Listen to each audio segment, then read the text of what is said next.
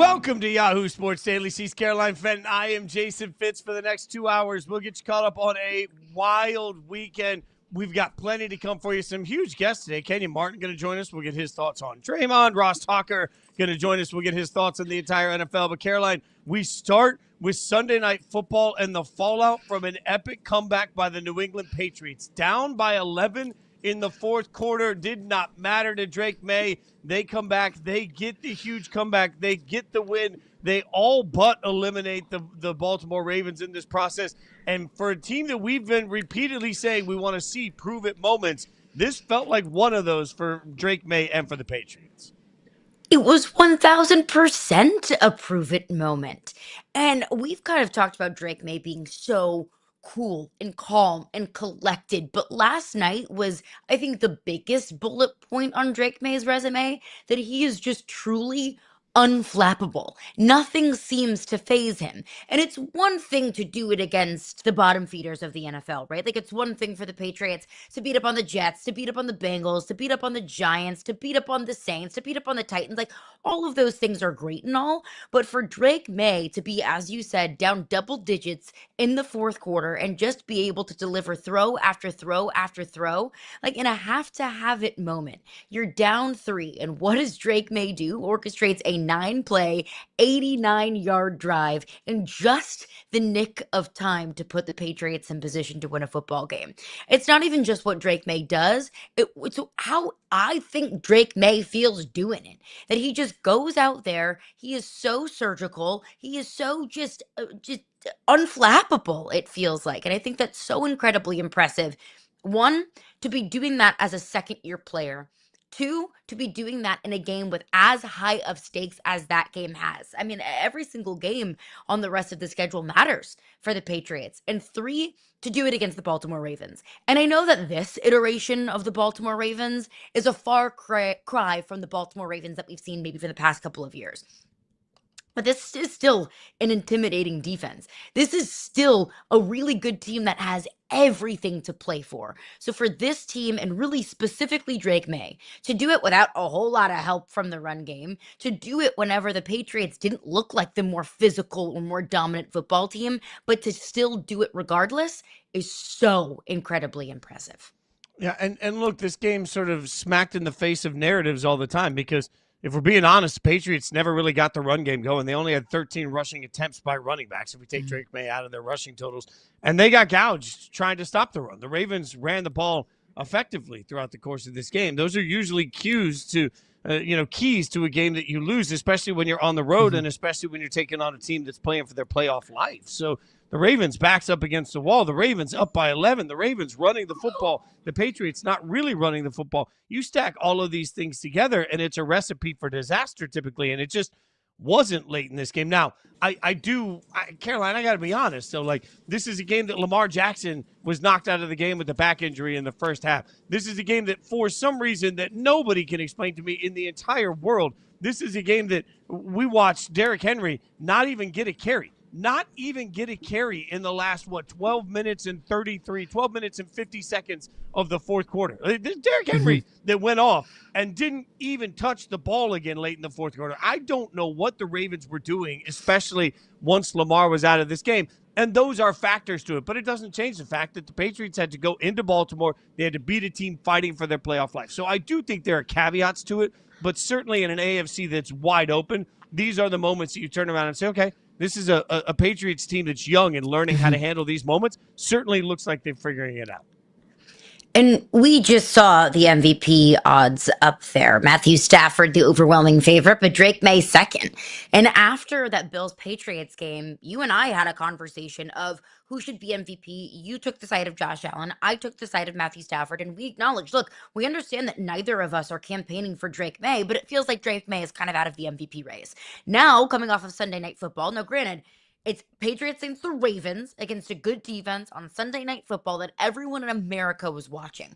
And Drake May, I looked every bit of an MVP caliber candidate. But is it fair? Is that right? Are the odds right? Is Drake May the second most deserving quarterback or player in the National Football League to get an MVP considerations? Because I think for Drake May to have plus 165 and Josh Allen to be in the thousands, I think that's maybe a little bit of an overreaction. Yeah, no, it feels like we love sparkly new toys, right? Yeah, We've right. normalized what Josh Allen does. And so Josh Allen is the Transformers we got last Christmas, and Drake May is the Transformer we got this Christmas. We just like him more because it's new and it's fresh and it's fun. And that's not to take away from anything that Drake has done in here. That's one of the hard parts about the MVP candidacy conversation is so often fans want to make it, well, you hate this player. I think we can acknowledge that Drake May is absolutely having a spectacular, otherworld, oh my God season. Drake May has answered every question that a young quarterback can answer. Drake May in season 2 has just absolutely grown. Josh McDaniels has done a great job with him. He's fixed some of the little things that ailed him when he got into the game from the college level, and just his ability to climb the pocket, keep his mechanics together, throw the football from every angle. Like, Drake May is doing absolutely everything you want your franchise quarterback to do. I can say all of these things and then just say that I still think Josh Allen is having a better year right now. But that doesn't take away from the fact that Drake May is here and the Patriots are here. I mean, look, the Patriots are about to take on, over the course of the next couple of weeks, they got the Jets and the Dolphins. This Patriots team, if they win the 2 games they're favored in, will finish 14-3. Like, I know Vegas So thought impressive. we're going to be good, but 14-3, like, yeah, that's going to put you in the MVP conversation if you're quarterback of the 14-3 New England Patriots. Right. And I was very, I'm not going to say anti-Patriot going into the season, but I was very skeptical with the amount of love that the Patriots were going into this season because I was skeptical about a second-year quarterback. I was skeptical about Mike Vrabel. We saw a lot of bad from Mike Vrabel in his last couple of years in Tennessee.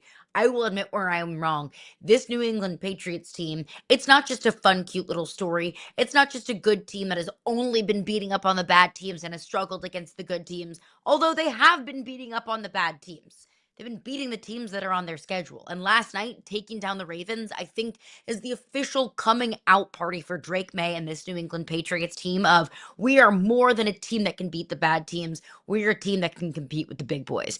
My one caveat to that, though, my area of concern, because let's not act like the AFC is chock full of teams that we have a whole lot of trust with. The New England Patriots are no exception to that. While last night, and I think, the full body of work that we've seen from Drake May, he feels so easy to trust. He doesn't feel like the kind of quarterback. And although we don't have a sample size of what Drake May looks like in the postseason, in the regular season, we have a good enough sample size to say, I don't feel like Drake May is going to make the fatal mistake or throw the death pick that hurts his team in a loss in the postseason. But I am worried about the Patriots' run game. I am worried about the Patriots at the lines of scrimmage, whether it's offensively or defensively, consistently being able to piece together wins against teams of the likes of the Houston Texans and the Denver Broncos. I don't trust that Patriots offensive line against the Texans defensive line. I don't trust the Patriots run game to be able to get things going against some of the better defenses in the NFL. That does feel like right now, especially with Travion Henderson leaving that game early last night, that does feel like what could potentially be the fatal flaw for this Patriots team. But with that being said, if Drake May plays MVP caliber football like we saw him play last night, maybe they don't need a run game.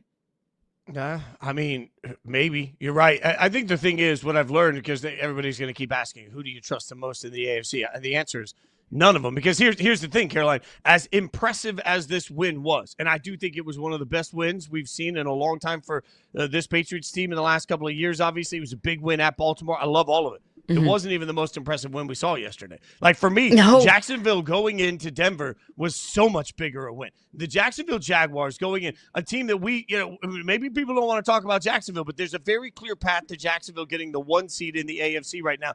And everybody have been tough on Trevor Lawrence. Trevor Lawrence went in and carved up that Broncos defense. Like, that renowned Broncos defense didn't give up 34 lucky points. That renowned Broncos defense got their asses kicked at home by the Jags. There is no way to couch that other than that. We want to talk about going on a run. Like I mentioned, well, yeah, Trevor Lawrence has been hot, but they played really bad teams. Nope. I watched Trevor Lawrence against the Broncos in Denver, and I thought, nope, he's hot. He's hot. They figured it out. It took a minute for this offense to click. But, man, the way that Jags offense looked specifically against the Broncos in Denver, I think that was the most impressive win of the weekend of the Saturday-Sunday slate. I think that was the most impressive win. I think it's the biggest statement we've had over the weekend in the AFC. And I think it really is an awakening moment. Like, guess what? If you are not getting on the Jags bandwagon at this point, you need to. Because if we're going to say why not New England, why not Buffalo, why not Denver, then my question is why not the Jags? They certainly, that defense is playing well enough. Trevor Lawrence is hot enough. Liam Cohen has done Coach of the Year work. I'm in. The Jags could go on a run too. Why not? Why not the Jags? And I am guilty of this. None of us are innocent in this. We make up our minds about coaches, teams, quarterbacks, players in general. And then we put them in that little compartment, in that little box. And we are so hesitant to change our minds. I think we need to have this conversation about Bryce Young. We'll get into the Panthers in just a bit. We all wrote Bryce Young off. He got benched for Andy Dalton. And we were like, okay, sucks, bust. We're not going to open up, or we're maybe so hesitant to open up our eyes and our minds about maybe Bryce Young just needed a little bit of time. Same thing with Trevor Lawrence. And look, I say, if you don't do it by year 3 or year 4, when are you going to do it? And I think that's part of it, that we've seen Trevor Lawrence in the league now since 2021, and we've made up our minds about Trevor Lawrence. But I think if you just peel back the layers a little bit, you see, okay, well, Trevor Lawrence's rookie season essentially ruined because they made maybe the worst coaching hire in the history of the NFL, bringing in Urban Meyer. And then you have a new coaching staff come in, a new system, a new offensive coordinator. And then he has his third head coach and third offensive coordinator, third offensive identity in 5 years? That maybe what Trevor Lawrence was lacking wasn't the talent, because we know Trevor Lawrence has talent, wasn't the football IQ. We know Trevor Lawrence has that. We've seen that at the college level. Maybe what Trevor Lawrence was lacking was 1, stability, and 2, a coach that just understands him and puts him in the best positions to be successful. We can't ignore the beginning of the season where Trevor Lawrence was shaky. This Jags team was shaky. But when you want to go on a run of the last 4 games, and you have 13 touchdowns and 0 picks, you go into Denver against that defense, and you don't just win. You whoop them. You whoop up on them for a big part of 4 quarters. I think that's enough for me to say that my mind is officially changing on Trevor Lawrence. Am I going to put him in that elite category? Not quite yet. But if Trevor Lawrence continues to play this way, why aren't the Jags a Super Bowl contender? Why aren't the Jags the best team in the AFC? Feels gross. Feels weird saying it, but am I wrong in saying that the Jags? That's why it feels gross right there. That's it's just because gross. every time I just think of that creepy. No, I mean, look at the numbers yesterday: 23 of 36, 279, 3 touchdowns in the air, 1 touchdown on the ground for Trevor Lawrence. But here's maybe the most impressive stat to me if you're stat watching. He was sacked 5 times. So let's not get it twisted. They got after Trevor Lawrence. That defensive line did what Denver's defensive line did. There were plenty of plays in that game where I felt like Trevor Lawrence was off schedule, off rhythm, was a little disrupted. And what usually happens in that situation? Young quarterbacks particularly just look to run their way out of it, or they suddenly lose sort of sight of the mechanics and they try and push the ball the wrong way because they've got people at their feet all day. Trevor Lawrence did none of that. And that might be the most impressive part to me. And to your point, I think one thing I said a lot about Caleb Williams that I did not, and this is my mistake, I did not apply this to Trevor Lawrence. When Caleb Williams and Ben Johnson came together, I kept screaming to everybody on this show and everywhere else that you need to have some patience for love language. Like, coaches and quarterbacks need to speak the same love language. It takes a minute to learn it. If ever everybody that watched the quarterback series, remember watching, Kirk Cousins talk about the call that he wanted to come to, or Jared Goff was talking about the call he wanted coming up because he knew Ben Johnson's language enough to know what play needed to come up next, right? It takes a minute for guys to get on the same page. I think I forgot that with Trevor Lawrence because my expectations for Trevor Lawrence have been so high and because he's already been paid. So all of a sudden you think, well, it's going to be an immediate return. What we're seeing right now is that it's not an immediate return. It just takes a second for a quarterback to get comfortable in an offense. And now that they have that comfort, yesterday wasn't their best day running the football. And they turned around and they needed Trevor Lawrence to go off. And he did. And again, he did it against the Broncos, and he did it in Denver, a warm weather team in a cold weather city in the environment of the Broncos. They handled everything that Denver could possibly give them. I walked away from that saying, if there's any team we learned about today, It's the Jacksonville Jaguars, and we learned that while maybe not everybody's paying attention to them, we damn well should be. Is Liam Cohen Coach of the Year? Why not? Duval. Why not? That's why. That's the only reason why. You're right. He didn't win the press conference, so we don't love him. But you're right. When you look at the job that he's done, and then this is the other part of it. When you look at how good that defense is, like he nailed his coordinator hire. He nailed this defense, which early in the year was so turnover happy dependent. Maybe I didn't think that would sustain, but look at him yesterday. I mean, yeah, why not Liam Cohen? I would say, why not Liam Cohen? The only pushback I would have is Ben Johnson, because the job that Ben Johnson has done with Caleb Williams, with this Bears team, and also let's not ignore the fact that it's the Chicago Bears. That carries a little bit more weight than the Jacksonville Jaguars. No disrespect to Jacksonville. It is what it is. The market size is a realistic thing. But we talked a lot about Coach of the Year. Mike Vrabel, I think, should be in the conversation as well. Ben Johnson, obviously, as I just mentioned. Nobody's talking about Liam Cohen in that regard. And why not? Maybe it's because, and look, I'm guilty of it. I totally and completely kombucha girl memed the Jacksonville Jaguars. Like, no, that doesn't feel right. But they are good. But no. I'm just so hesitant. We all are so hesitant to change our minds about the Jags. But I think we need to step back and see the job. That was me yesterday. That's my full Jags experience. That we need to acknowledge that the Jags very well might be the best team in the AFC.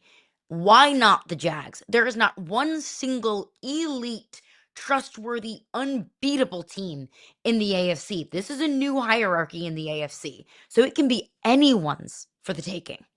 Yeah, we are in this spot where I will remind everybody. I can't do that this early in the morning. I mean, we're not going to have a choice. I will remind everybody the Texans still have a shot at the number 1 seed. That's how wide open the AFC is right now. The NFC also tremendous fallout from a big result yesterday. We'll break down coming up next what to make of this game. The Steelers hang on to win in Detroit.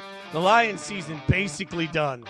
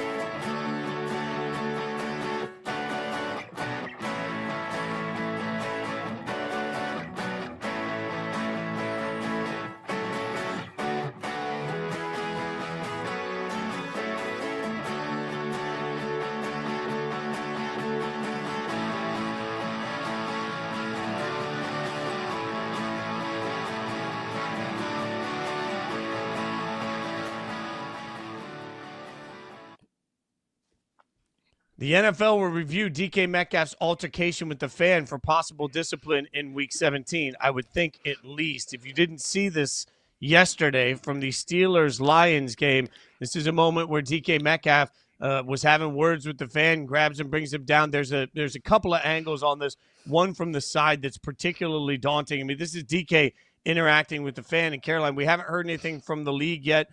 ESPN this morning was reporting that the fan called DK Metcalf by his full legal name, and that irritated Metcalf. I don't know what the situation is, but I've just got to feel like there is a suspension coming. The question isn't, is he going to be suspended to me? The question is, how long is he going to be suspended to me? He needs to be suspended. He should be suspended. If you're not suspended for that, what are you suspended for? Putting your hands on a fan in the stands has to be up there with one of the biggest no-nos in the National Football League. What is DK Metcalf thinking? I don't think there is anything that a fan could say that could justify laying your hands on them. It is embarrassing, frankly, for DK Metcalf. I will always take a page out of Mike Vrabel's playbook. One of my favorite things that I ever heard him say was, don't do dumb stuff, is the PG version, that hurts the team. DK did something dumb that hurt his team. Instead of us talking about a massive win that the Pittsburgh Steelers got yesterday over the Lions, we're talking about DK Metcalf's extracurriculars. And if and when DK Metcalf is suspended over the next, let's just say, at least a week, if not the rest of the regular season, maybe even a playoff game, that hurts his team, that he's not going to be able to be out there and be available. So it's dumb. It was selfish. It was dangerous. And DK Metcalf 100% should be suspended. I wouldn't be surprised if the fan even presses legal charges and brings lawyers involved in all of this. He put his hands on someone. You cannot do that. Yeah, at the end of the day, look, two things can be true here. And we say that a lot on this show, but two things can be true. I think fans have gotten out of control, and the way that fans act, particularly when they have access to athletes, is just absolutely asinine. It's also important to note that there are so many security people, team people. There are people around these athletes everywhere on the sidelines that you can go to. And this is the great argument here is if the fan says something that is so egregious to DK Metcalf that he absolutely loses his mind and he cannot believe that someone has said it. And believe me, I've sat in the stands and thought it's horrific what some fans say. I cannot believe it. But there's recourse for that. You can go to security. You can have the fan removed. The NFL can go in and issue lifetime bans. We see this happen all the time in sports where they'll come in and say, hey, this fan acted so awful that they're not going to be allowed in this stadium ever again. And believe me, the facial recognition that they have to make sure that happens would blow your mind. But here's the problem for me. None of that happened. DK just took it on himself in that moment, and he let emotion get control of his actions in that process. I don't think a 1 or 2 week suspension does it here. I mean, when you start going after fans, especially with all of the guardrails that exist to try and protect athletes, the league has to come down with the thunder of the gods. Just the same that a fan should never put their hands on an athlete should never put their hands on a fan. And frankly, I don't really care what was said. This is the real world we live in. In the real world, if you turn around and you grab that guy and you try and punch him, and from some angles it looks pretty horrific. The league has to come down. Is this the same as brawling with somebody? This is maybe not Malice in the Palace level. But when you put your hands on a fan, there has to be something. To me, it has to be bigger than 1 game, 2 game. Like, I don't think we should see DK Metcalf until next season. I think at the NFL, at this point for the NFL, they need to make sure that a message is sent to every single player like, hey, there are systems in place. You cannot do what DK Metcalf did yesterday. And you have to protect your consumers as well. I mean, why is the NFL a multi-billion-dollar organization? It's because of the fans. And you have to set a precedent, and you have to show everyone we are taking this seriously. I mean, I think it's dumb when players punch each other on the field. I think it's dumb when players, why all of a sudden spitting on each other is such a big thing. I don't know, but I think that's dumb. But that's at least, look, you're picking on somebody your own size. When you're DK Metcalf wearing pads and you're a professional football player and you're slapping a man wearing a wig in the stands, that's cowardly and that's dangerous. And look, was it the worst offense in the whole entire world? No, it wasn't. And thank goodness it wasn't. And I hope that the fan is physically okay, mentally okay, all of the above okay. But what you don't want to do, is set a dangerous precedent. It wasn't the worst offense in the world, but it was stupid. It was dumb. And the NFL needs to show him that, look, we're going to take these kinds of things seriously. And what I don't want to get misconstrued is words are powerful and words are dangerous. But if you are in your workplace and one of your coworkers or somebody that comes into your office says something that you don't like and you slap them in the face, you're going to get repercussions for it. Even if what they said was awful and horrific, and I hate that, and I hate how much words can hurt a person, you still cannot lay your hands on somebody else. That's called being an adult. It's the real world. It's a real world. Just like fans fighting in the stands should result in criminal charges, fans fighting with players should also result in criminal charges. I have no problem with that all the way up and down. All right, this was a big win, obviously, for Pittsburgh, a massive win for Pittsburgh, a wild ending to this game with 2 offensive pass interference calls that people are still absolutely losing their minds over. The first one far more questionable than the second one, but I don't want to get it twisted. Like, that's also not the reason that the Lions lost this game. I will remind everybody, it rarely comes down to that one thing. The Lions lost this game because the Steelers gouged them on the ground, and the Lions couldn't run the football at all. We said last week the Lions have no identity like Dan Campbell wants. That was evident yesterday. I kept thinking about our conversation because the Steelers were the more dominant team on both lines of scrimmage. Yeah, look, credit to the Pittsburgh Steelers, because when they were atop the AFC North and continuing to piece wins together, I viewed that as a total fugazi. I viewed that as weird and fluky or beating up on teams that you're better than, but I didn't trust the Steelers defense. I didn't trust the Steelers skill position players. I didn't think they had good enough receivers. I didn't think they had the dogs to go toe-to-toe with some of the better teams in the AFC. And overall, I thought Aaron Rodgers at this point in his career, he can't carry this team. He can't carry any team, period. He's going to have to get some help from somewhere. But, I mean, beating the Lions in Detroit, what more do I need to see? I think at this point I can say they're not a fugazi. Do I trust them to make a run for the Super Bowl? No. I'm still not there yet. But can this version of the Steelers team do what a Steelers team hasn't been able to do in like the last decade and win a playoff game? Maybe. Honestly, at this point in the AFC, anything is possible. Can Pittsburgh, if they host, let's say they win the division, host a playoff game, can they knock off, let's say, I don't know, the Jacksonville Jaguars? Why not? Like, why not the Steelers? Yeah, these teams are so lumped together in the AFC. And look, a few weeks ago, it was Tomlin's getting fired, and now here we are, like we are every year. This was the week where it became official. The Steelers will have a winning season yet again. And so we know this at this point. But it does feel like they've is that enough? A weird corner. It feels like they've turned a corner, though. Is it enough? I don't know. But realistically, in the modern climate of the way this year's AFC looks, where it's been so topsy-turvy, I mean, where I've watched the Ravens absolutely implode, where the Chiefs aren't making the playoffs at all, where, I mean, the Chiefs got their asses kicked by the Titans yesterday. I know, third-string quarterback, but still, like when we've seen the drop-off of some of the bigger brands in the AFC all over the place, and we're looking at this trying to make sense of a wild, wild AFC, the one thing that's not wild, go back to your preseason predictions and say, what's the one thing we could have predicted? Tomlin has a winning season. Steelers are going to the playoffs. Like, it's at some point there is still value to me to that. And the Steelers getting this win in Detroit, like if they can beat the Lions in Detroit and beat them the way they did on the line of scrimmage over the course of yesterday, why can't they beat anybody in a playoff game? There isn't a clear team in the AFC that I look at and say, oh, great, googly moogly, I'm scared of that team, right? So, yeah, I think there's a real chance. I look at these odds here, okay? We just watched, go up and down here. We watched the Broncos get just decimated by the Jags at home. We watched the Bills struggle to beat the Browns. I'll give the Patriots all the credit in the world for the way they came back, but they did struggle with the Ravens for 3.5 quarters. And I watched the Texans offense look like a just sack of dog do against the Raiders in a game that they got lucky to win. You want to tell me that on any given Sunday, the Steelers can't beat any one of these 4 teams based on what we saw yesterday? Hell yes, they can. They can. It feels gross. I've had to swallow my pride for a lot of these AFC teams. I've had to be like, you know what?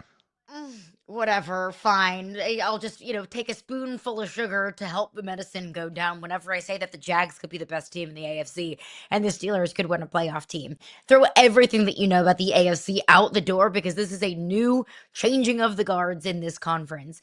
I also want to look at the other side, though. Depending on whatever playoff simulator that you look at, I see one on The Athletic gives the Lions a 3% chance of making the playoffs. I believe ESPN gives the Lions a much better chance at 16%. This saying here 9%.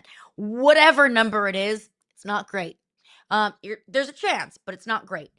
I think that we need to acknowledge how important coordinators are. Respect your coordinators. We do this a lot, I feel like, and I'm guilty of it as well, where we might value something on one end and maybe underestimate its value on the other. I'm talking about Ben Johnson here. When we talked about Ben Johnson and the Bears hiring Ben Johnson, home run hire, he'll turn Caleb Williams around. He can be the savior in Chicago. In that same breath, though, we thought, okay, well, the Lions are just going to reload and find themselves right back on a deep playoff run.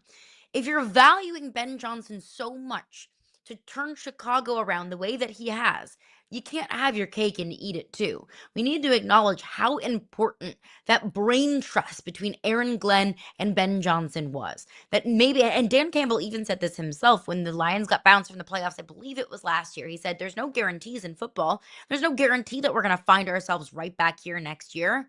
And he was right. That was a little bit of foreshadowing.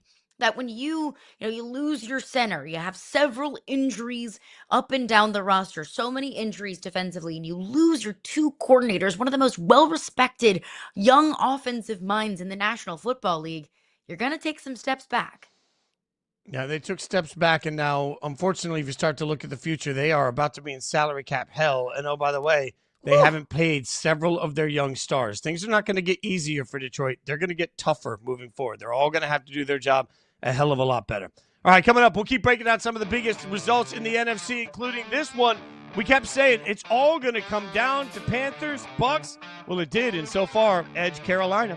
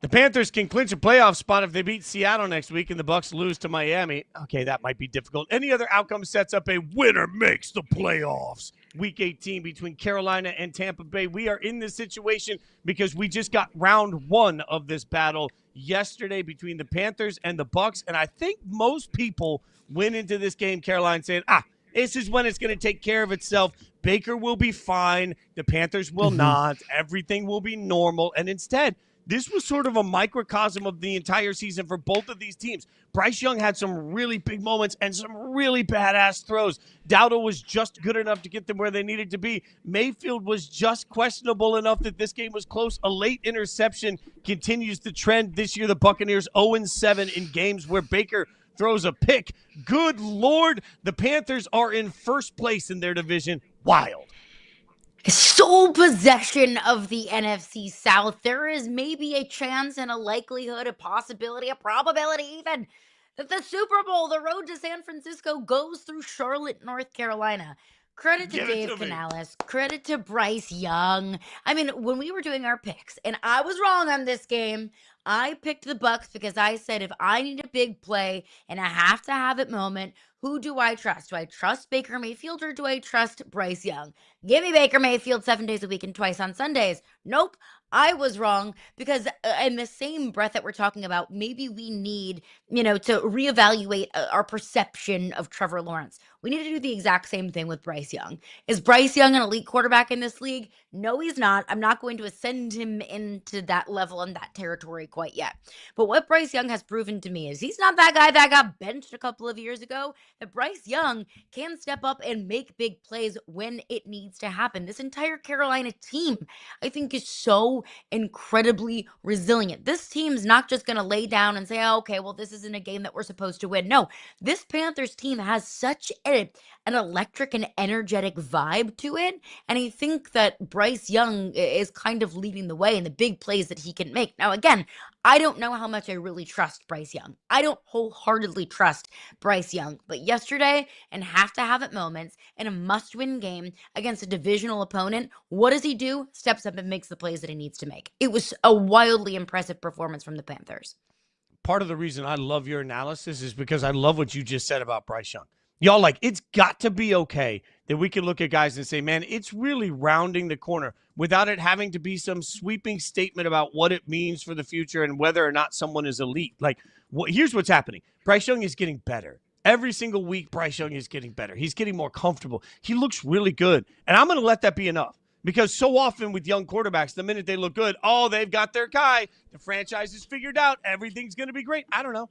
Here's what I do know, though. If we could afford the music rights to it, we would play Guns N' Roses' Patience behind me right now, as I remind everybody that patience is a virtue that we don't have in the NFL, and we should have it. Because Bryce Young is a perfect example. They traded up the farm to get up to the 1 so that they could draft Bryce Young. And then immediately, because it didn't look good enough, we all, myself included, started saying, what a terrible trade. What are we doing? Now they're screwed for the future. Oh, my God. Think of all the things that they've done wrong. I don't know if it's because of the equity they put into it. I don't know if it's because of the situation. They fired so many coaches. But finally, Canales gets in. You combine Canales with Bryce Young. It takes a minute. They're trying to get everything right. They bring in a lot of new pieces. They're rebuilding the roster. What they've done is they've done this in a patient and measured way. And I think we need to respect that a little bit more right now because we want to make every single week a massive indictment on the greatness or the level of suck for every single team. And somehow, some way, Carolina has shut that noise off. And they've they've been up and down. There are weeks that they look good, and there are weeks against the Saints that they lose. And I can't make any sense of it. But what I can make sense of is this is a team that's clearly on a path to getting better. And if they're going to be on that path to getting better and we accept the ups and downs, it starts to make this entire journey so much more sense. 100%. And with everything that we're talking about with the Panthers, because I want to give them their flowers, they deserve it. At this point, the Panthers are going to find themselves in the postseason. Now, I know the Bucs have a much easier out over the next 2 weeks when Carolina has to host Seattle, but still, the division's not over, even though the Panthers feel like they're in a good position in the division.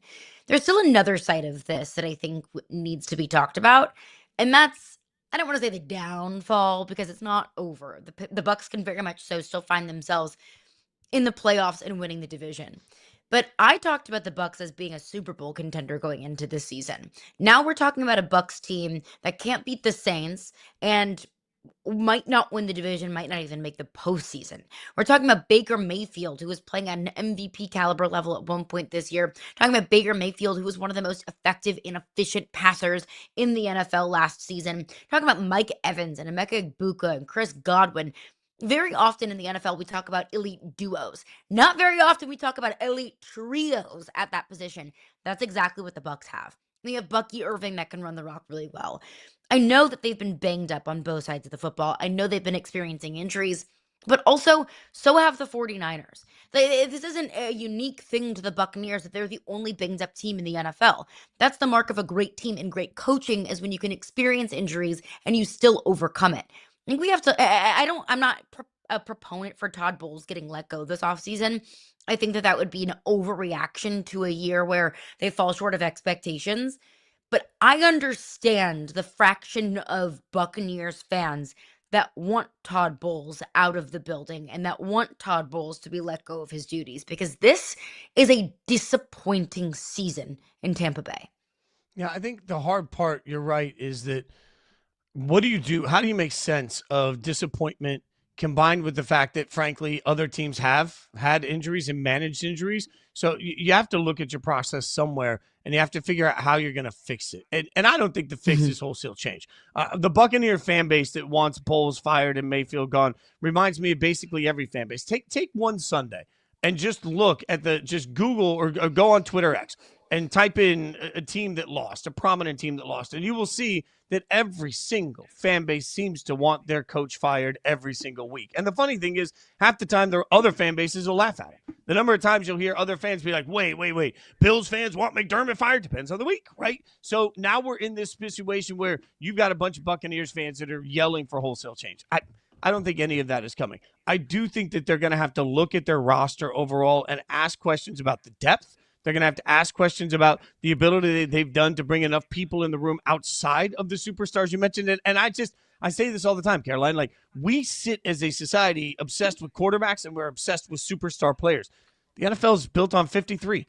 Like, what you're capable of doing with the bottom of your roster. Hell, we watched the Steelers yesterday get important snaps out of guys that weren't even on the Steelers a month ago. More and more, I think the greatness of a team is less defined by what their roster looks like week one and more defined by their front office's ability to continue to build that roster throughout the entirety of the season. Is it sexy? No, but those are the teams that find a way to win. Tampa Bay being banged up is not, to me, some great excuse for where they are, but it is something that they have to fix moving forward. And Baker's got to fix a lot, because this isn't the same version of Baker. I don't know if he's pressing too hard. I don't know if it's just the injury. I don't know. We're going to find out after the season he gets something cleaned up and he just wasn't himself all year long. Maybe that's the case. But long-term, if you're the Buccaneers, you got to look around and make sure that you're putting the right things around Baker to continue his success, because he's at a different offensive coordinator every damn year because they keep getting head coaching jobs. They've got to find stability around Baker for the future so that he can get back to being the Baker that can win them a division. You know, you ask, is he pressing too much? Is it the injury? It's probably a little bit of everything, because Baker knows that the Bucs are at their best when he's Superman. And that's just his style of play, right? You don't want to take Superman's cape away from him. You don't want to tell Baker Mayfield, hey, don't lean your shoulder into a 280-pound linebacker that wants to take your head off, because that's part of what makes Baker Mayfield so great. But I think it is pressing. I think it is the injury. He doesn't look right. He doesn't look like the same kind of passer that we saw last year and even at the beginning of the season. But, I want to give credit to this Panthers team, because if they find themselves in the postseason, they're going to look around and say, hey, we're just happy to be here. I'm not going to say that if the Panthers find themselves in the postseason that they can play spoiler. Maybe I'm wrong. Maybe I'm not giving this team enough credit. I just think the NFC is far too top heavy. On the other hand, though, if the Bucs find themselves in the postseason, I also don't necessarily see them playing spoiler. They're going to be a first-round exit, and that's not good enough for this Tampa Bay Buccaneers fan base. It will be for the Panthers. They're just happy to be here. Hey, it's a great time. Find ourselves in the playoffs. Let's go. We got all the great momentum moving forward. We've got our franchise quarterback looking like a franchise quarterback. We have our first-round pick in Tedero McMillan, who's, I think, quietly in the shadows ascending into, a top 2-tier receiver in the National Football League. But for the Bucs, I'll say it like the same thing with the Steelers. Just making the playoffs isn't good enough for this fan base at this point. Very few things you can count on in this year's NFL. Book it. Now, you can count on both the NFC South and the AFC South being in the bad time slots for the playoff weekend. All right, coming up. See that, man? So you're saying there's a chance? We'll get you some of the biggest outcomes and predictions coming next.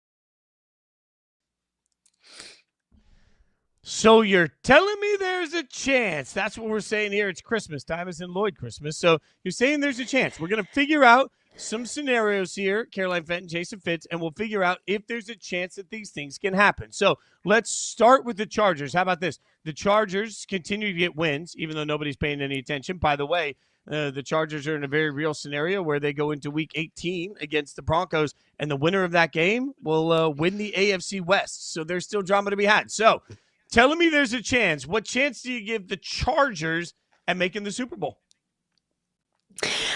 Like a snowball's chance in hell. I'm giving that like 0%. Look, Justin Herbert is Superman. However, I don't trust a team that can't protect their quarterback and struggles to run the football to make a run in the Super Bowl. I know that the theme of today's show is why not this team in the AFC? Why not the Jags? Why not the Texans? Why not the Bills? Why not the Steelers? Because in this AFC, anything can happen. But I cannot trust this Chargers offensive line. I will give Justin Herbert credit that he has been able to overcome all of the deficiencies on the offensive line, that he gets zero protection, that he has got guys flying around in his face pretty much 24/7, and he can make plays anyways. That is what makes Justin Herbert so great. But if I need to trust you to win 3 to 4 consecutive games against the Texans, against the Broncos, against the Patriots, against some of the better pass rushes in the NFL and, specifically the AFC, I can't trust this Chargers team to do that. So I'm giving it 0%.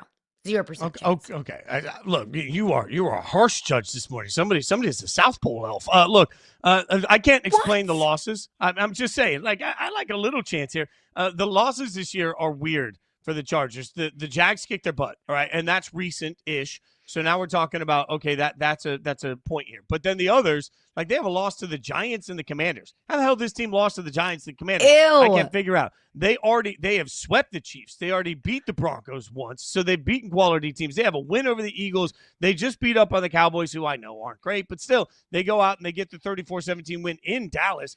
I think that even though they're banged up, maybe we need to change a little of this conversation. They are just hot enough at the right time that maybe, why not? Now, again, their last 2 games, Texans and Broncos. So let me be clear. If they get to the point where they win the AFC West, they will have beaten Houston and the Broncos to get there. If they win both those games, then hell yes, why not? I mean, we're talking about 2 Super Bowl caliber AFC teams. So why not put them in that conversation? You give him a 0. I give him a 30% chance. I'll give him a 30% chance. Okay. They 30? make the snowballs. The snowballs are a little bit clunky, but like they're still throwable. They got a chance. They got 30? You don't like 30? 30 feels good. 30% chance? Yeah, why not? It takes. Why not? I don't trust anybody else in the AFC. How about that? Okay, she's shocking. Oh, how about this one? Any chance? I'll give you another scenario. Caleb Williams becomes a bigger star in Chicago than Derrick Rose. D Rose loses out to Caleb Williams in Chicago. Statued him. What do you think? Any chance? Look, all respect in the world to D Rose. I love me some D Rose, but 100% chance Caleb Williams can be a bigger star than Derrick Rose. We're talking about the starting quarterback of the Chicago Bears here. We're talking about a Bears team that looks incredibly dangerous. We're talking about a Bears team that in year 2 of the Caleb Williams experience, year 1 of the Ben Johnson experience, we're talking about a team that can make a run in the postseason. I'm not going to go as far as to say Super Bowl contender. You can if you want. But, I mean, we're talking about a Bears team that has been miserable for a majority of my lifetime. Now the Bears are, looking at one of the more successful seasons that we've seen in a long time coming out of Chicago. So if Caleb Williams is kind of the architect of that, then heck yeah, 100% he could bring a championship to Chicago, which would make him a bigger star than Derrick Rose. Right now, Caleb Williams, according to Pro Football Reference, has 3,400 passing yards so far this year. Why is that significant? Why am I mentioning 3,400 as a very specific number? Because the Chicago Bears franchise has never had a 4,000-yard passer, ever, in history. Crazy. It's literally never happened. Now, they've only got a few games left. That's going to be difficult. They got the 49ers and the Lions. Maybe they won't get there this year. But I think we got to look at this, the fact right here. He's by a player under the age of 25. The comebacks this year have absolutely been electric. And I don't know if the Bears are good or lucky this year. Don't really care one way or the other. I know they're ahead of schedule. I know that this Bears team looks like they have a real shot to at least make some noise. They keep winning all the games that we think they're going to lose. Are they a great football team? Who knows? But right now, I'm not sure, even if he doesn't play another game, I'm not sure that Caleb Williams isn't already maybe the third best quarterback in modern Chicago Bears history. And he's played less than 2 seasons. Becoming the greatest Bears quarterback is not a huge leap for basically anybody, but for Caleb Williams, I think it's right there. It's attainable. And once you become the guy that's consistently getting you in the playoffs and you're the Bears, heck yeah. If he ever gets to a Super Bowl, they'll build a statue right in the middle of downtown Chicago, wherever they want. Just got to get there. Doesn't even have to win it. Just gets him. So, yeah, there's a chance. How about this? Reports surfaced. 100%. I'll give you another one. Over the weekend, reports surfaced Miami wanted to draft Joe Burrow so badly that they offered Cincinnati 4 first-round picks that year to get Burrow, and Cincinnati said, "Nuh-uh, oh no." So any chance in your mind, Joe Burrow gets traded to the Dolphins this offseason? No, absolutely 0% chance. No chance whatsoever that happens. I don't think Miami was the only team in that 2020 draft that picked up the phone and called the Cincinnati Bengals and said, "What do you want? Name your price. We will give you anything for the opportunity to draft Joe Burrow." So I think in football, there are certain players, coaches that are just more valuable than anything else. Joe Burrow is just that valuable. Joe Burrow is more valuable than 4 first-round picks, because you know what you would be doing if you traded Joe Burrow away with those 4 first-round picks? Trying to find your next Joe Burrow. And Joe Burrows don't come around very often. So I don't think that he's going to Miami. I don't think Joe Burrow's going anywhere, because I think Cincinnati knows what they have. Yeah, I mean, look, they were offered 4 first-round picks. They said no. To be clear, this will never happen, but I want to be very clear here. A team, Miami, could offer, I think any team in the NFL, could turn to Cincinnati tomorrow and offer every draft pick they're going to have for the next 10 years, and the Bengals will say no. Mm-hmm. The importance of Joe Burrow to this franchise, the importance to Joe Burrow to the way they make money, to the butts that they put in the seats, to their ability to sell tchotchkes that have his number on it, to the ability to sell jerseys, to the ability to remain nationally relevant. Everything, for all the times that we talk about the Bengals being cheap, and I don't know if they've really proven anymore that they are cheap, in fairness, but even if that's your argument, their cash cow is Joe Burrow. Their relevance ticket is Joe Burrow. None of that's going to change. And frankly, if he was worth 4 first-round picks to a team before he was drafted, he's worth double that now, because you've seen what he's capable of doing in this league. If he's taken the Bengals to a Super Bowl, imagine what he could do with a competent organization. Those are all of the arguments that can be made. And those are all of the reasons why I don't think anybody could offer literally anything. And remember,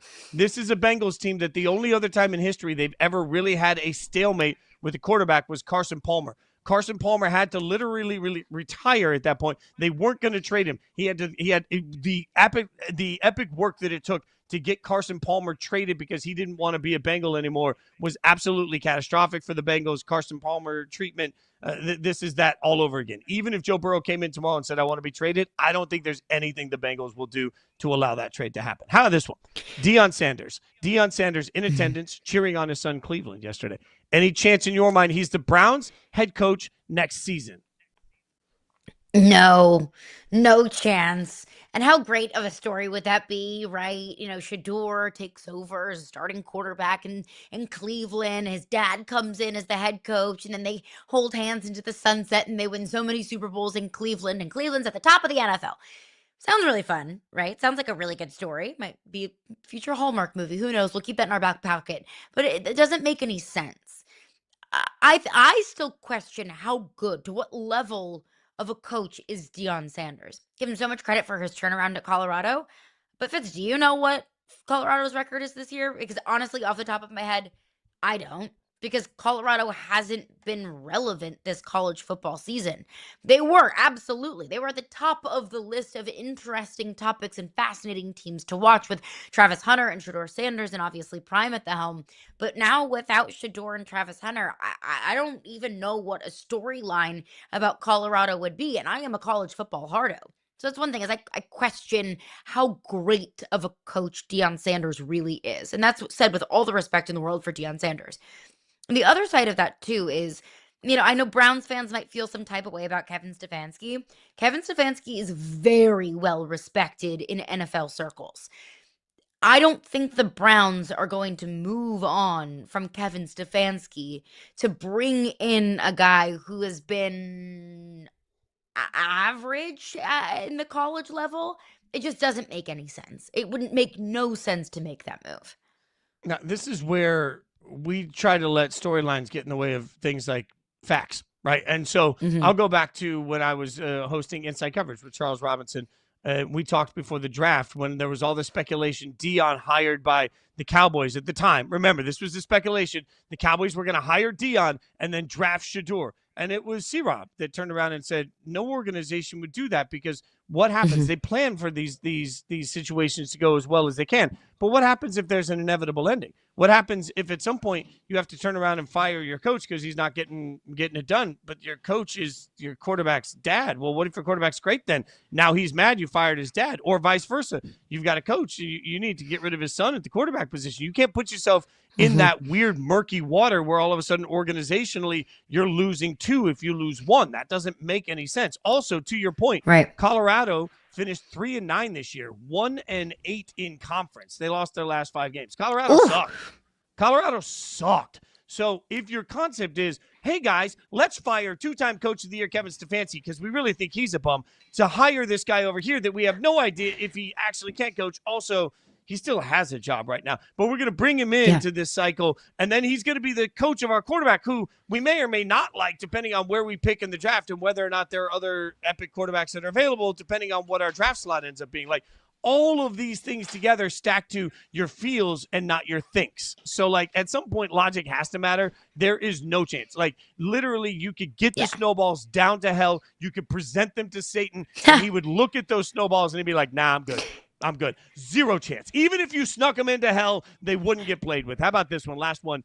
Weak AFC. But we got the Browns beaten by the Bills, okay? The Bills didn't look particularly impressive. So, any chance in your mind that Buffalo is a 1-and-out in the playoffs? Yeah. Yes. I think that's likely. I also think it's likely the Bills can make a run to the Super Bowl. Neither of those things would surprise me. And I would apply that same logic to any team in the AFC. The Broncos, the Texans, the Jags, the Patriots. Could they win the Super Bowl? Yup. Could they get bounced in the first round? Yup. Like, that's just welcome to the AFC. So, yeah, 100% I would buy into that. So right now, if the playoffs were to start today, the Buffalo Bills first-round matchup would be in Jacksonville. Interesting. So Jacksonville, a team that we're like, oh, maybe, why not? Like, Jackson, like, this is a put your money where your mouth is moment, because I don't know that I trust – I just don't trust anybody. So you're right. Is there a chance they get bounced in the first round? Hell yeah, there's a chance they get bounced in the first round. Is there a chance that they beat the snot out of them? Hell yeah, there's a chance. Like, this is the wild. This is, for my money, though, this is why I will continue to say that this is one of the best years I can remember in the NFL, because for everything we know, there's a counterpoint to it that we don't know, and it makes the playoffs more interesting than they've ever been before. We'll get Ross Tucker's thoughts on it coming up next. We'll see what Ross thought over the course of the weekend about a bunch of different teams, including that one. We'll talk to Ross Tucker next on Yahoo Sports Daily.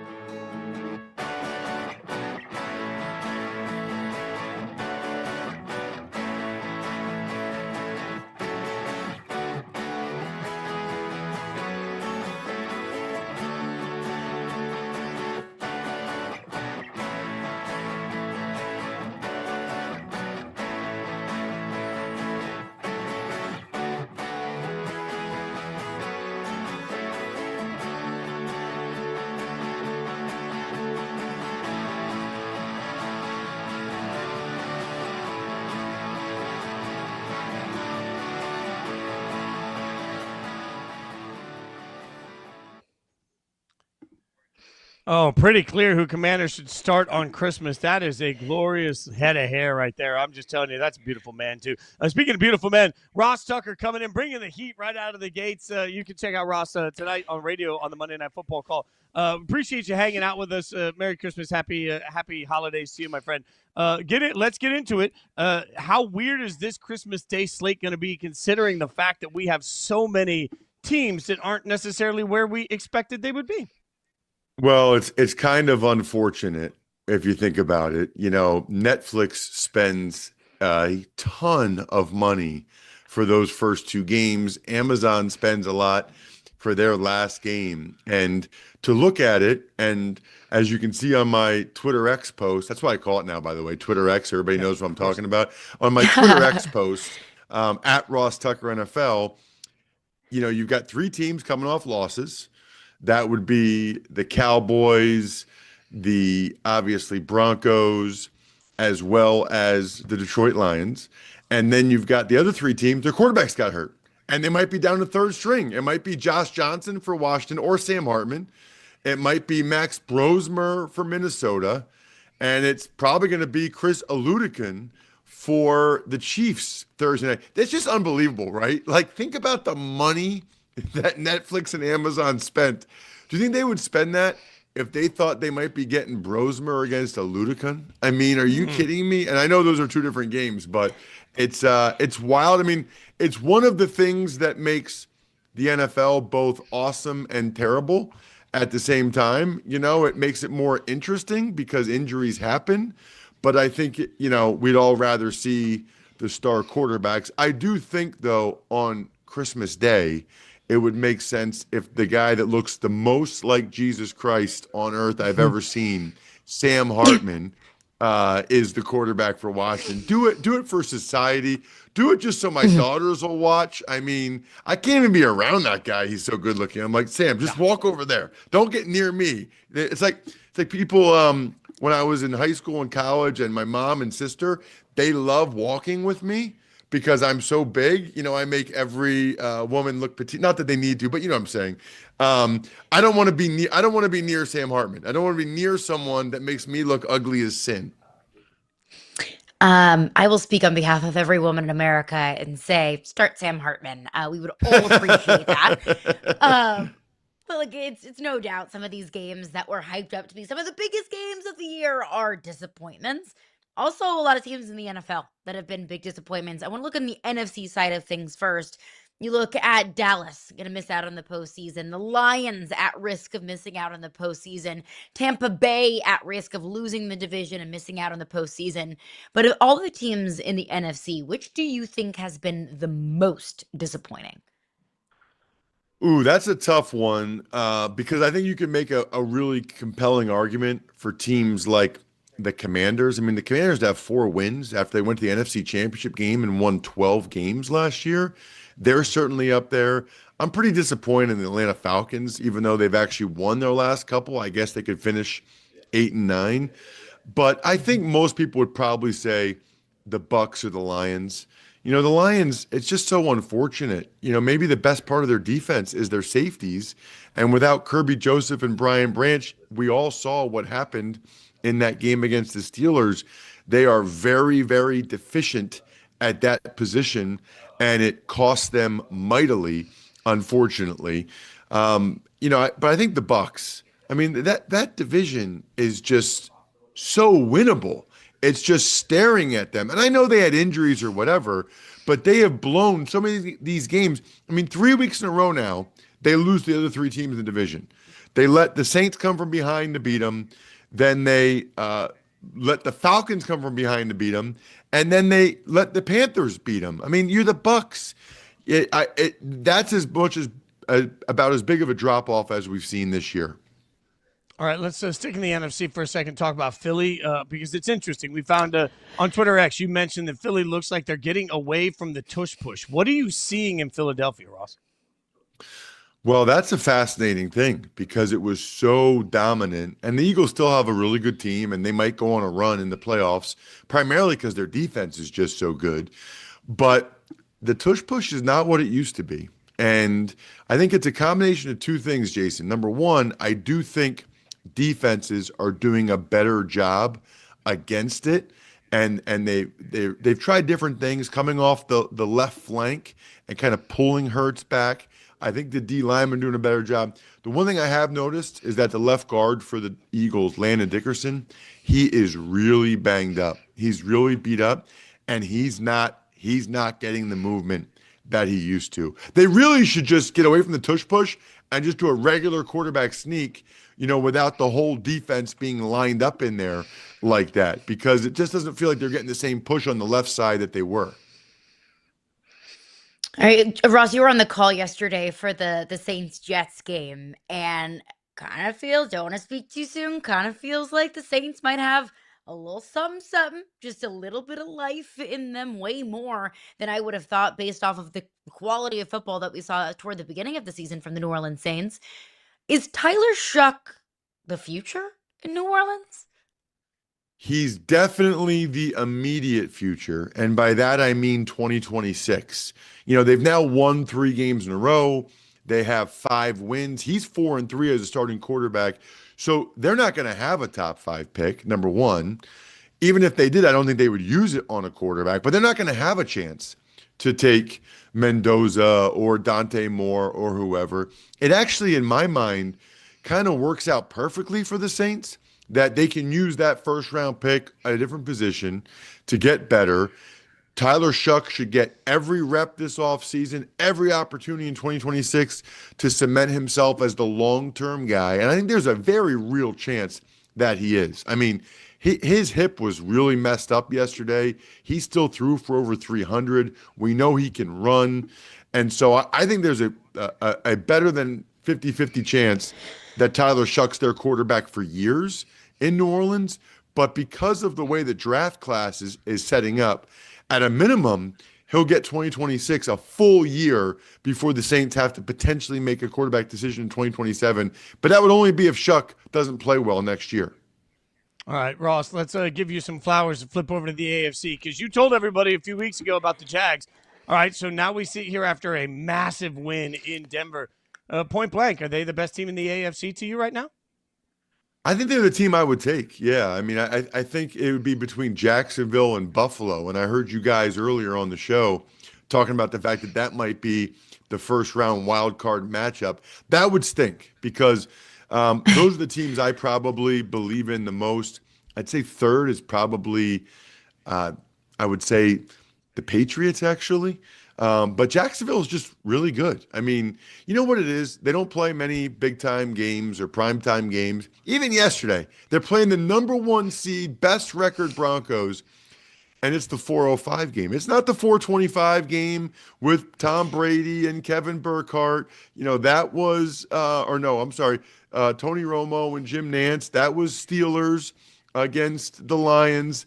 The Jags are still kind of under the radar, and they got a bunch of guys. You're showing Parker Washington there, Brenton Strange. They have guys that people don't know that much about that are really good players, and man, they have an edge to them. Their coach Liam Cohen, he is just feeding this disrespect theme, and these guys are eating it up. Kudos to them. Duval. Shiver down my spine every time. I mean, don't look now, but the Steelers won again. And you very smartly pointed out on Twitter that as soon as the heat on Mike Tomlin's seat started to dial up a little bit, the Steelers have just continued to win. Now, I understand in Pittsburgh that they want to win a playoff game. It's not just about being above 500. It's not just about getting into the playoffs. It's about making some noise in the playoffs. I understand that. But based off of the level of football that we've seen from the Steelers, taking down the Lions yesterday, should Pittsburgh Steelers fans be excited? I think they should be excited that this is their best chance, and it feels like years, to actually win a playoff game. They're going to get a home playoff game. They're going to win that division. They're playing their best football now down the stretch. That has not been the case in recent years. Recent years, feels like the Steelers get off to a fast start and then kind of limp to the finish line, but still make the playoffs, or quarterbacks hurt or whatever. That's not the case. This is the best Rodgers has played all year. This is the best the Steelers team has played all year. Somehow they're doing it without TJ Watt, their best player. So think about, and they didn't have Herbig yesterday either.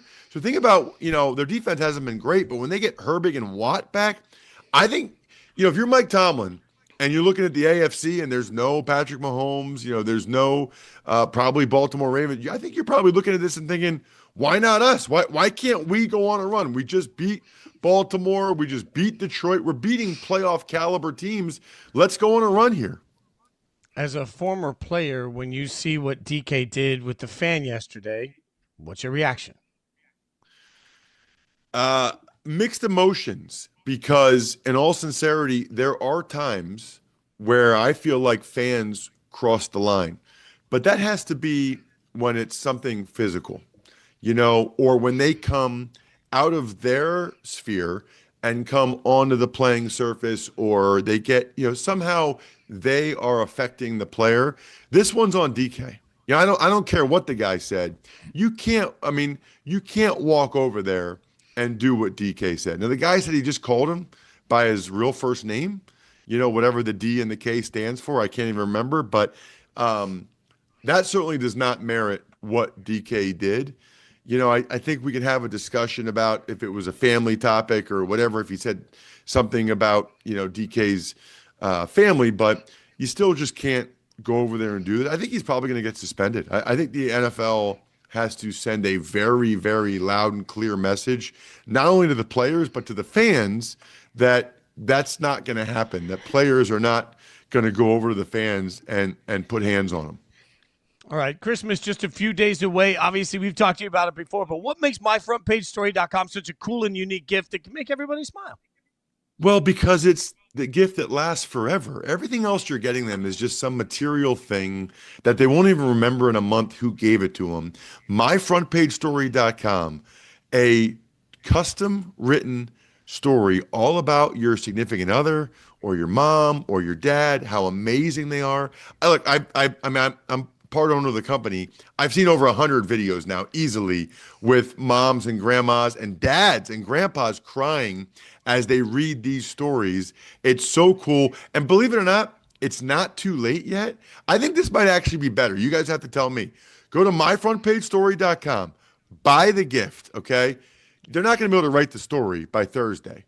However, you print out the receipt. You put it in an envelope. You give it to them on Christmas morning. They open it. They're like, what is this?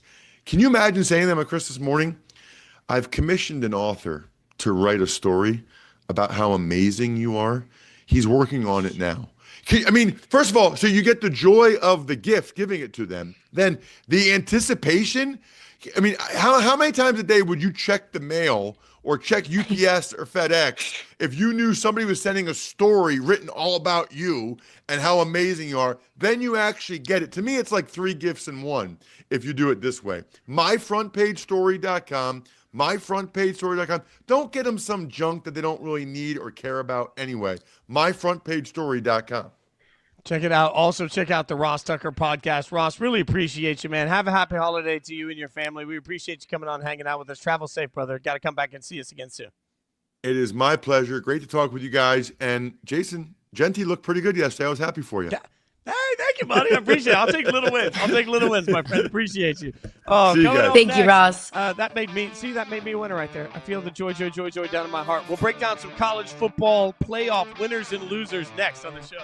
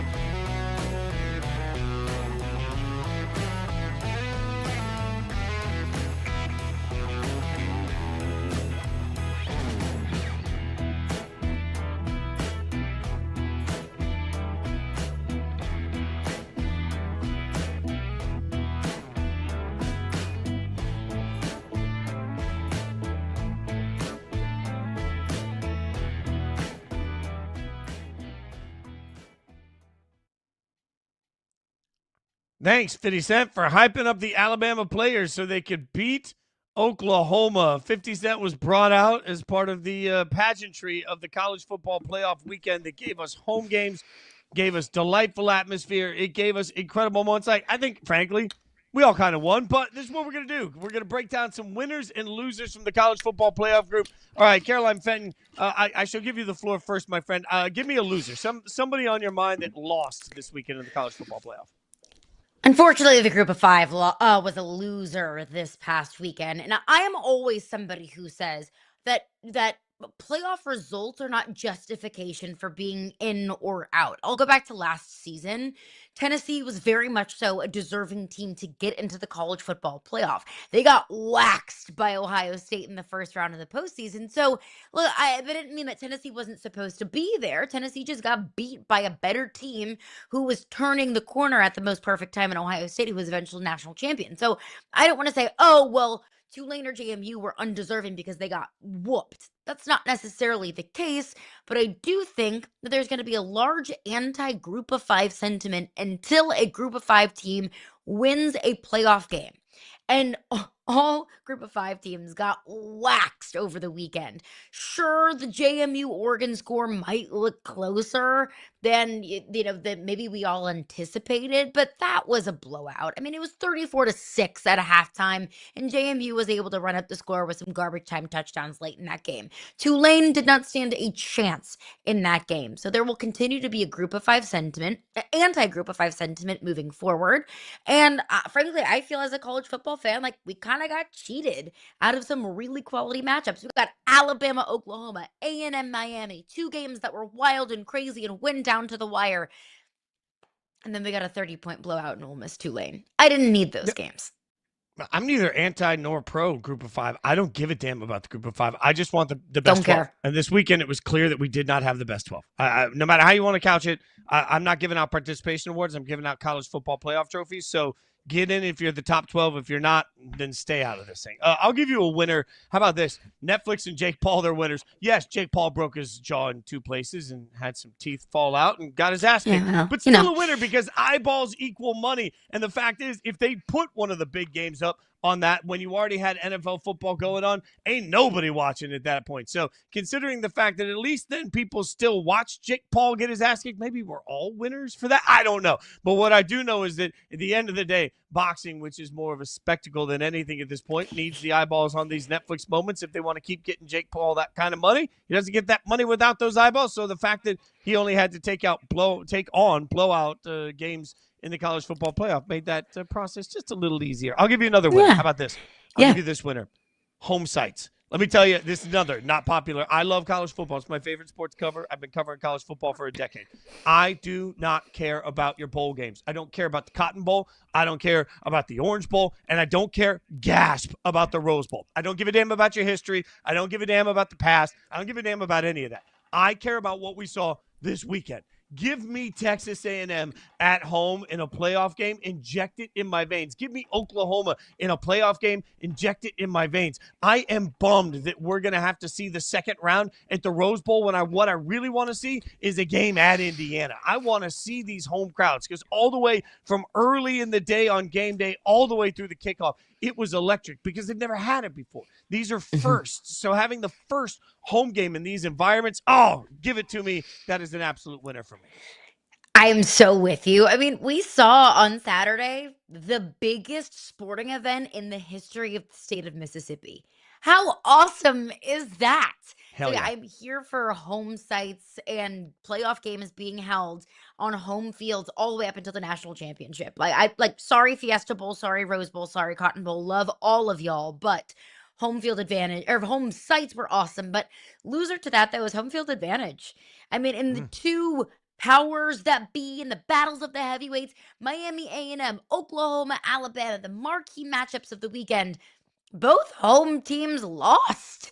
A&M at Kyle Field, one of the wildest and craziest college football environments that we have, didn't bother Miami.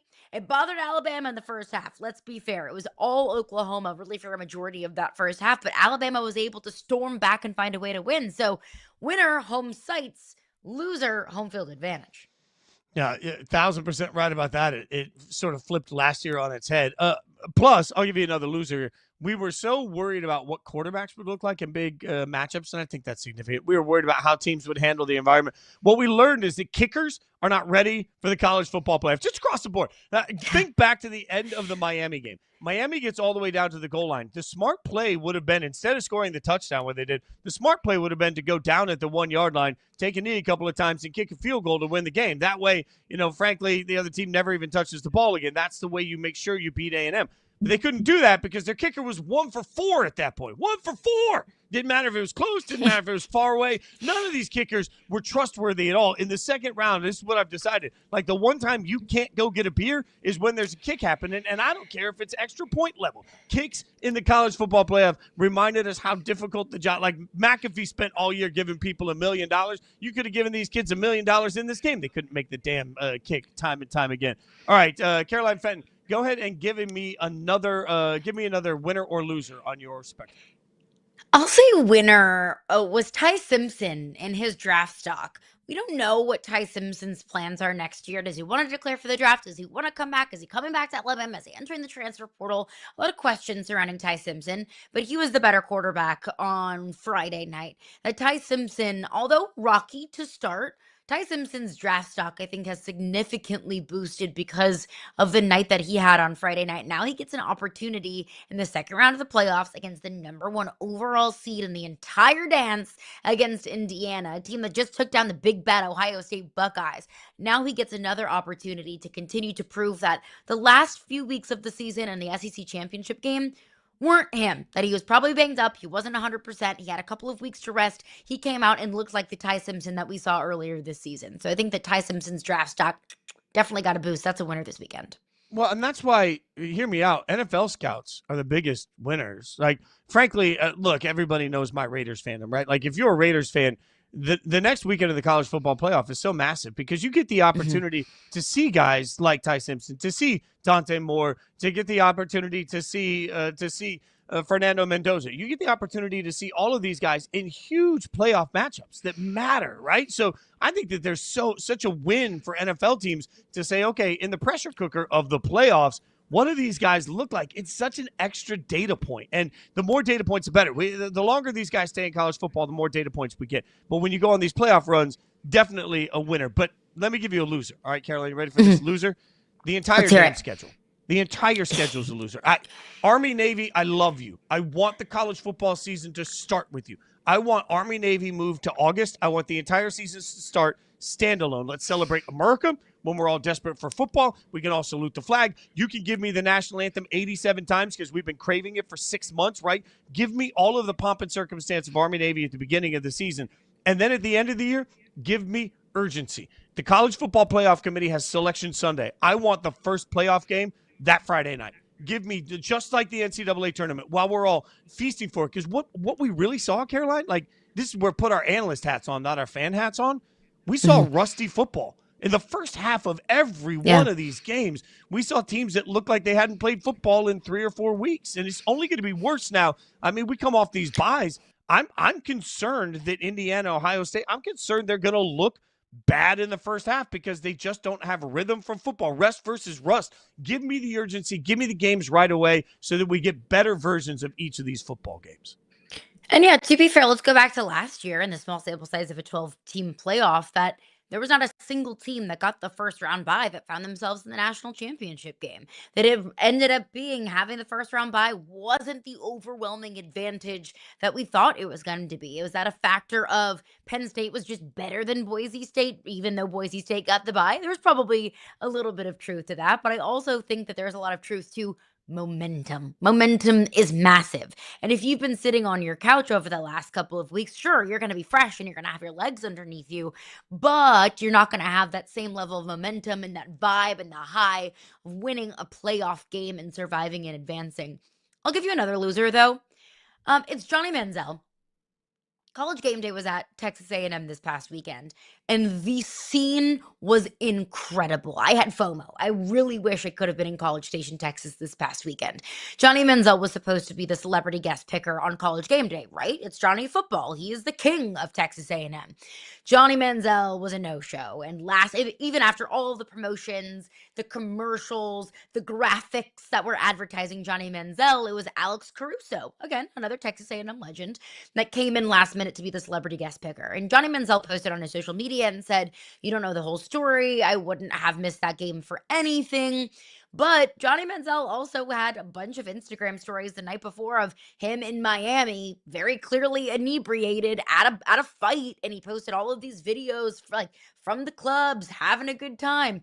Have fun, go to the clubs, have a good time. But whenever you're Johnny Manziel and you don't have a great track record of being able to kind of handle your partying, and then you're a no-show seemingly inexplicably the next day at College Game Day, people are going to probably assume the worst. So loser, Johnny Manziel.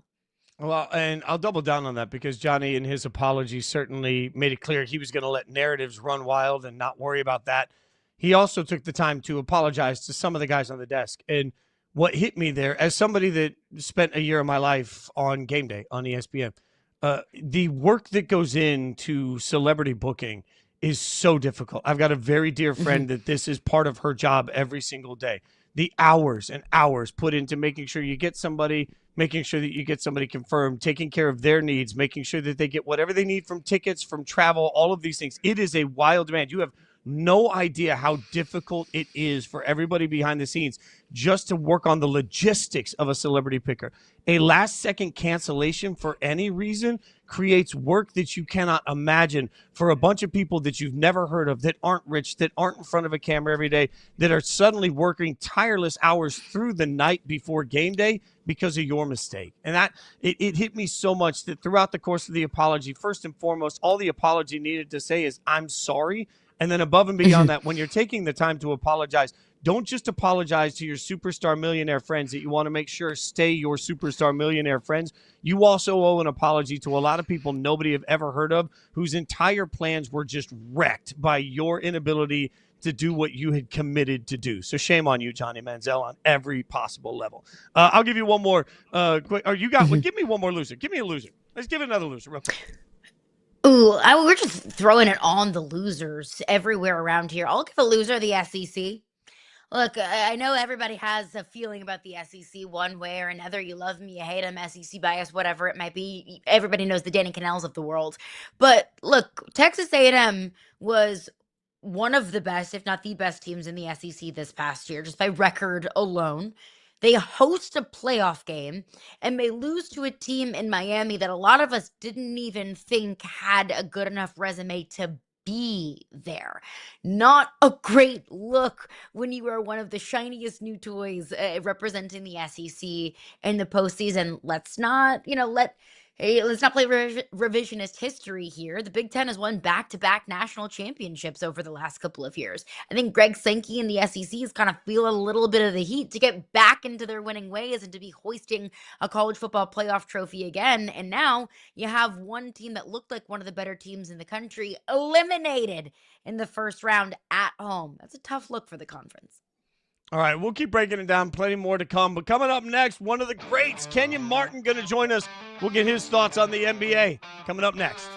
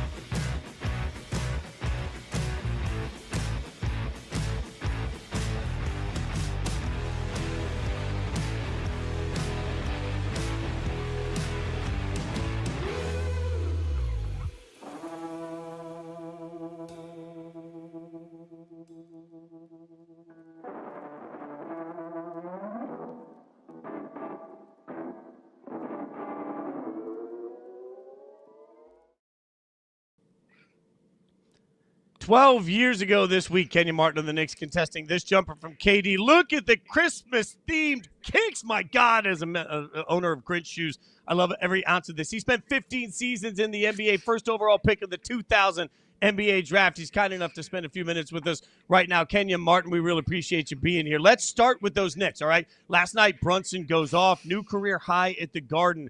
What's it going to take in your mind for Jalen Brunson to become an MVP candidate? Wow, that's a good question, man. Because you have guys like, first and foremost, thanks for having me. It's a good question. You got guys like Nikola playing the way he is and Shea playing the way he is. So I think he's gonna have to do this more consistent, and for the Knicks to win as well. You know, I think they put themselves in a good spot winning the in-season tournament, but he's been making a name for himself the last couple of years. But to get in that MVP category, I think more team success and more of these kind of performances. Yeah, and the Knicks get another opportunity to get a win, especially when all eyes are on them on Christmas Day when they take on the Cavs. But we'll see the Christmas slate upcoming here. We get Knicks, Cavs, Spurs, Thunder. Looking at the slate and the schedule upcoming, what game do you think will be the most impactful on Christmas Day? Most impactful, that 2:30 slot. I think Oklahoma City is looking for some get back with San Antonio, them ruining their in-season tournament chances. I'm looking at that game. And of course, the late slot with Nikola and Cooper Flag is going to be a good bump. But I think Oklahoma City is looking for some get back in that San Antonio game. And that 12 o'clock Knicks Cavs game is always tough. that's a tough one. That's an early game on Christmas to get prepared for. Man, you mentioned the Spurs. When you watch Wemby play, as somebody that played in the league, I mean, what do you see from Wemby? An alien. Someone who can do things that no one else has done on this court before. He thinks like a guard, but he's in a 7'4", 7'5", 7'5" frame. You know, so when you have someone that behaves his game that way, with that size and skill set, it makes for trouble every night. So game planning for him offensively and knowing where he is defensively makes for coaches to stay up all nights, I'm pretty sure. Oh, I'm sure. I mean, you said he's an alien. He's unlike anything that we've ever seen before in this game.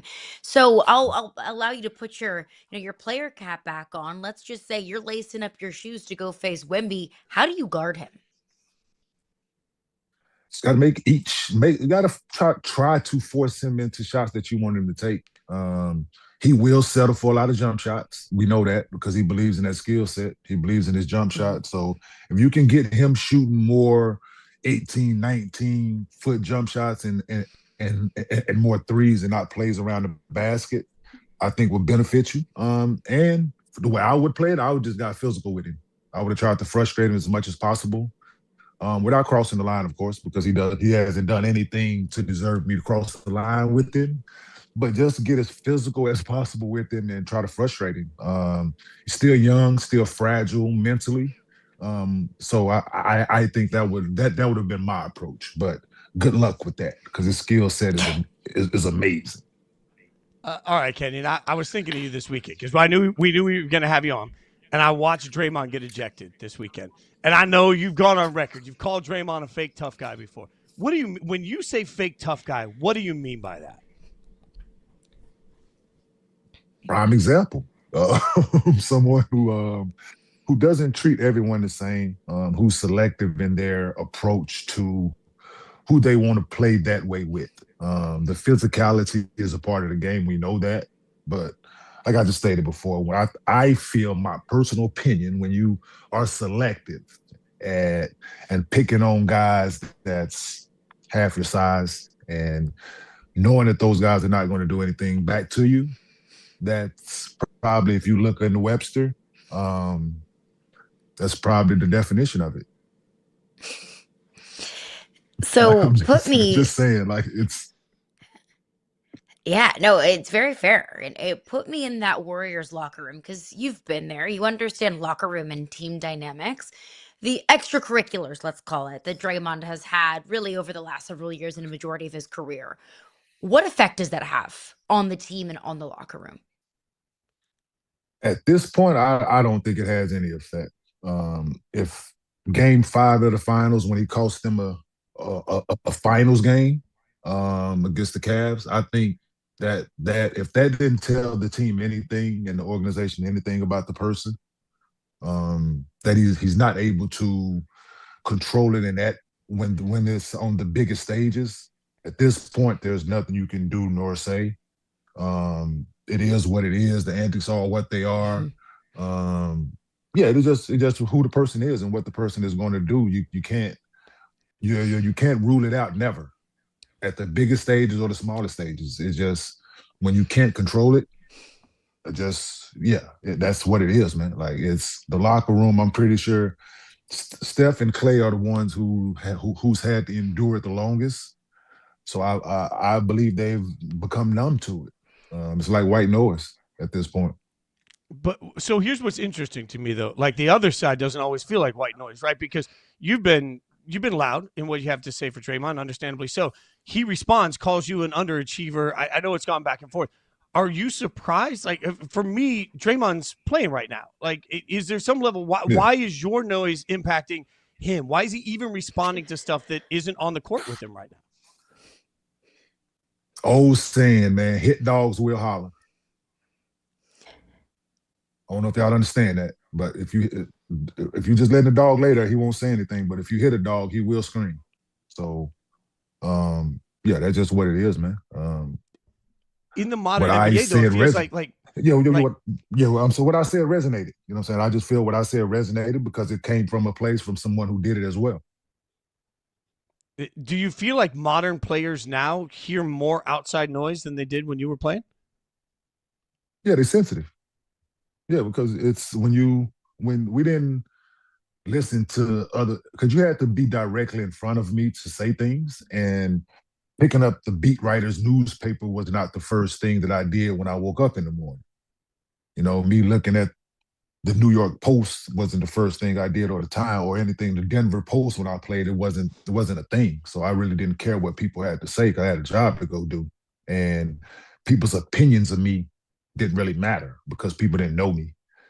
So these days, and these athletes in the sports world, they're more sensitive because everybody has a platform to speak on things. And when you're not glazing these guys, then everything is negative when you are questioning certain things and certain aspects of today's athlete.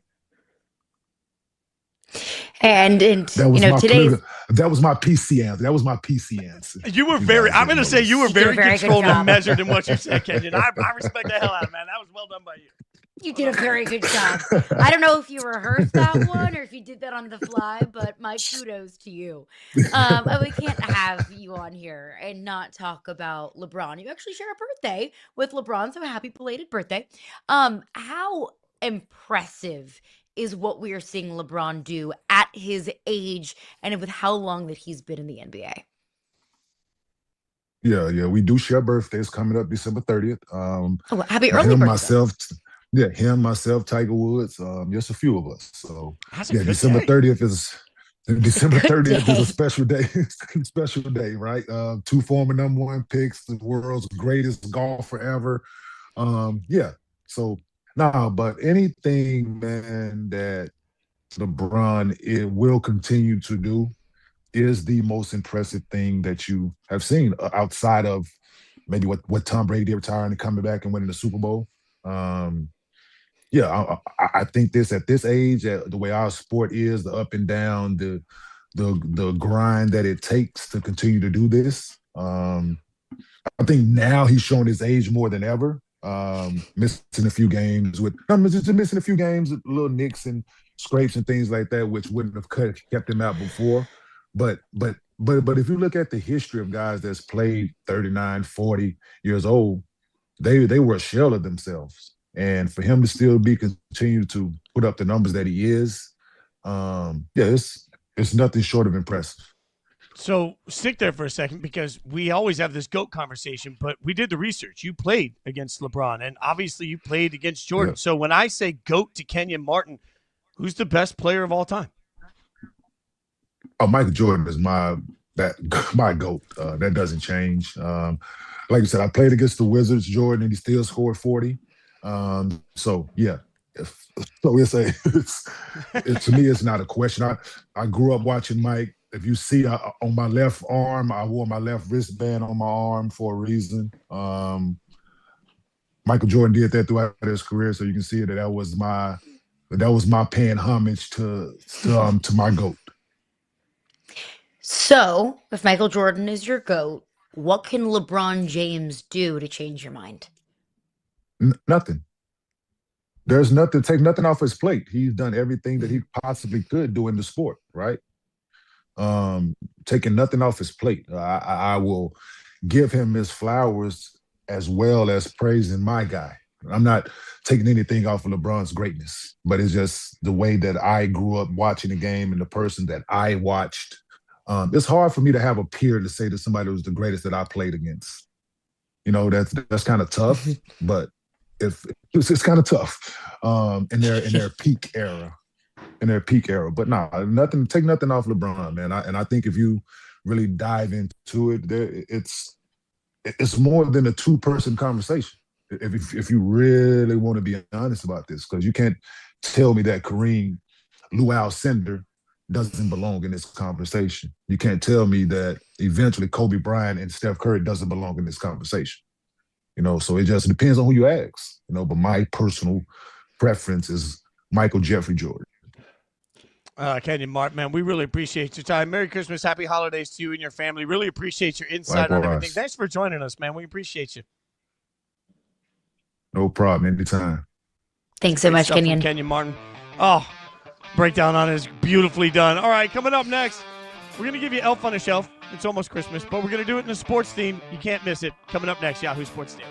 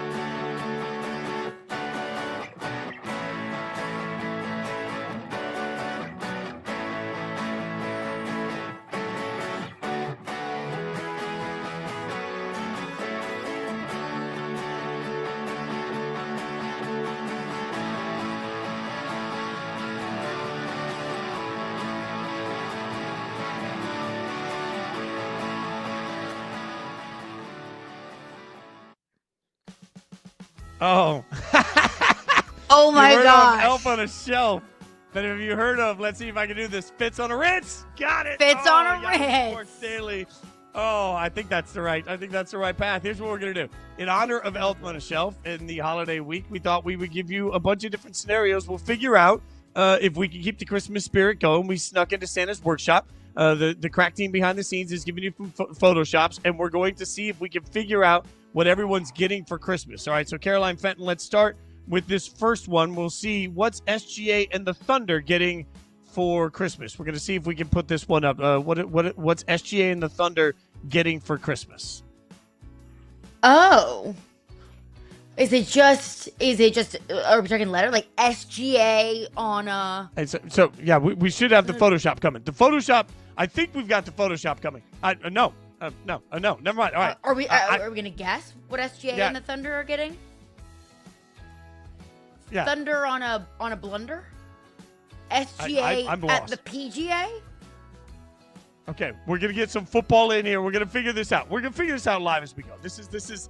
Let's see if we can get going live as we go. Okay, so what's Jerry Jones getting for Christmas? All right, here we've got one for Elf on the Shelf. I got this Drake one. May on a sleigh. May on a sleigh. May on a sleigh. May That on is a exactly sleigh. what we have there. Is May on a And Lucky sleigh. That is Santa beautifully done. Gets Ann Michaels Bake Miss cookies on Christmas Eve. Have you made any of Ann Michaels Baked Miss cookies, or are these new to you? Like, have you tried the recipes yet?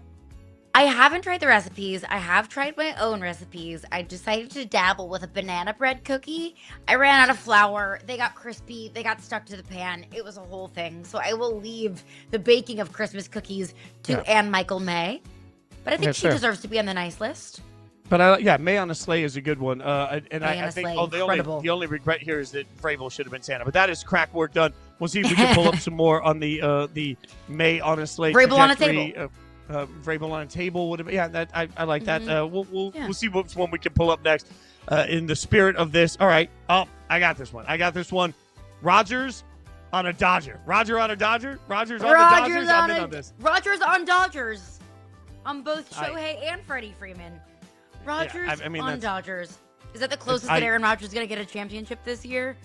Bam. Zinger. Oh my God. That is far better than at the sports bar yesterday. The best one I could work out for Aaron Rodgers was the Steelers quarterback on a middle-aged white woman that complains too much. That would be Aaron on a Karen. That was the best I could do. I like Rodgers on a Dodger better. We'll see. Thank you so much. We'll see. This is what I spent my Sunday doing. Let's see. Oh, okay. This one. Burrow on a churro. Yeah, Burrow. Two of my favorite things right there. And that is. You're a churro fan? I'm kind of out on churros. I'll be honest. Are you not? Yeah, I'm kind of out on churros. No. What a churro is fried crispy dough with cinnamon and sugar on it. Name one thing that's bad about that. I don't. And you put Joe Burrow on top? I'd take Joe Burrow. I would take Joe Burrow. Please, give me Joe Burrow. Give me Joe Burrow and I'll save the calories. I don't think I love fried foods. I've learned in my life, I don't dislike them, but I don't know, fair food just never really did it for me. So I'd rather just have a big old bowl of cinnamon sugar and eat it. Okay, let's see what we got. Okay. What do we got here? Is that Herbert? Oh no, that's not Herbert. No. That's Ladd. That's a McConkey on a donkey. It's McConkey on a donkey. McConkey on a donkey. That is Ladd. Oh, that's the donkey incredible. Through the streets of Hollywood is well done, Doug. This might be some of your finest work. And McConkey so on the happy. donkey. Oh yeah, He's and you've got the Hollywood sign behind us. Traffic. Oh, that's so good. That is so good. McConkey on a donkey is winning life. What about this one? Incredible. Garrett on a parrot. Garrett on a parrot. Garrett on a parrot. He also looked so happy to be riding a wild animal. Do we feel like would that one actually would that count as a sack? Because he's on him. Does it get a sack? Well, our producer Doug Brenson does such a fabulous job with these Photoshops. So let's talk about the aspect ratios here. That has to be either the teeniest, tiniest little version of Myles Garrett, or that's like a prehistoric sized parrot.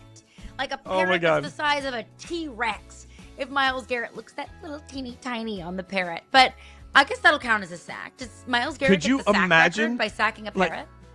Just put yourself in the situation, because I see beach in the background. So I'm just going to imagine this is a beautiful tropical vacation. I'm on the beach, probably an edible inn, and all of a sudden I see a T-Rex sized parrot with Myles Garrett riding it over the rainforest.